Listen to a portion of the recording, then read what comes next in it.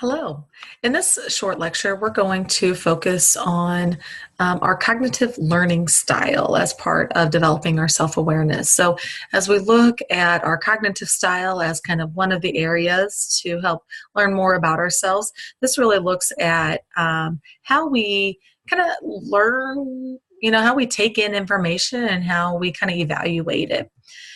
So again, the cognitive style is an individual's inclination to perceive, interpret, and respond to information in a certain way. So we all have maybe a different learning style. And so this will kind of help us understand kind of what works best for us. Why do we learn better in some environments, versus other environments. So as you learn more about yourself, this will help you understand kind of how you can set yourself up for success, how you can retain information and evaluate information better depending on the type of kind of learning style you have. So you can see on the screen here, there's kind of three different dimensions of cognitive style. So you have the knowing, the planning, and the creating. And you can see the attributes and some of the liabilities with each. So if your assessment that you took, if it shows that you're more of a knowing style, then kind of some of the attributes to that, and hopefully you can say, yeah, that sounds just like me. That's definitely some things that I like to emphasize. But the knowing style emphasizes facts and details and data. They like to, a person that has that knowing style really focuses on that clear, objective type of solutions, wants credible data, really emphasizes accuracy and precision in that kind of decision making.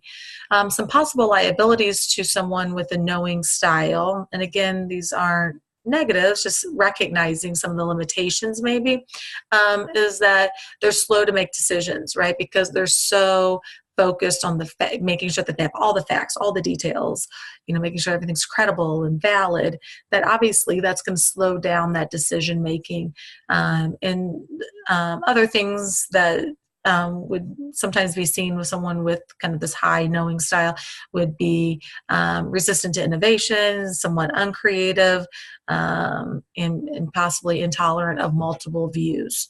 Right, so those are some things to just consider if you've kind of fall into the knowing style. Again, recognizing all the attributes, all the great things, and then working through, some of these possible liabilities that you might also possess.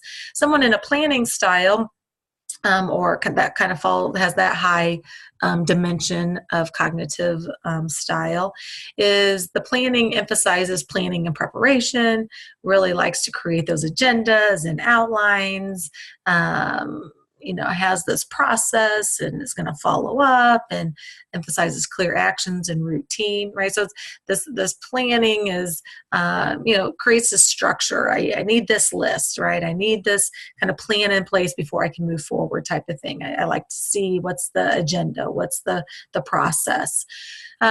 So good to have those types of people on your team and, as part of the organization. But also, if you fall into that, some of the liabilities that you might also possess is,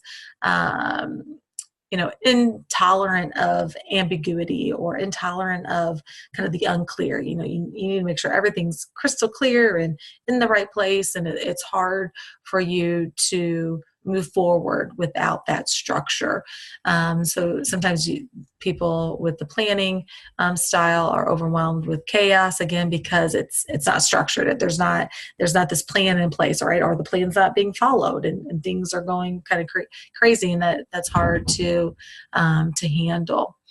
Attributes of someone in a more creating style, those individuals emphasize creativity and innovation, and they really seek to be unique and come up with these novel ideas, and they're okay with ambiguity, and they kind of like that, not knowing. They don't want all this structure. They want to be able to kind of go in a lot of different directions.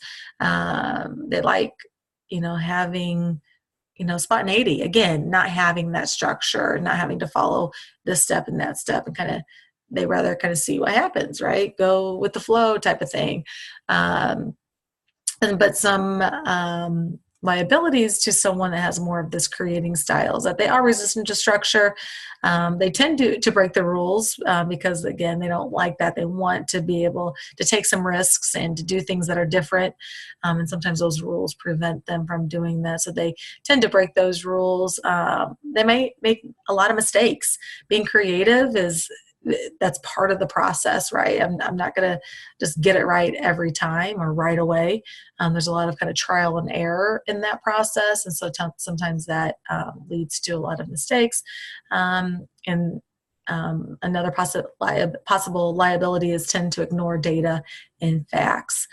All right. So these are all, there's no one dimension or style that's the best. All right. Most likely we have pieces of each of them, but we have one that maybe is more emphasized over the others.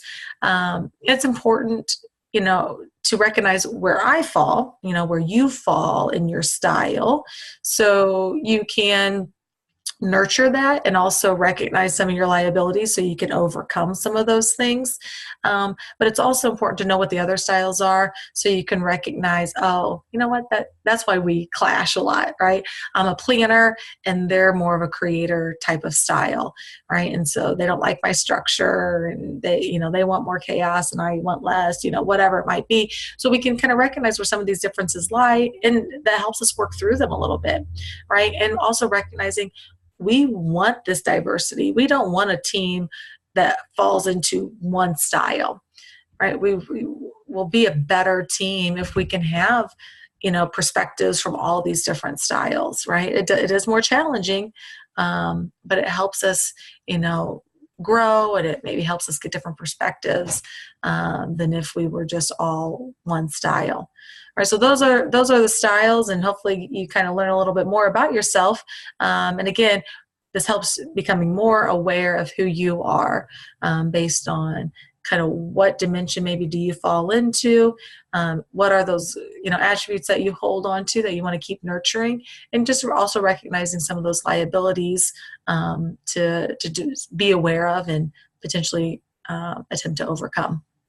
All right, see you later.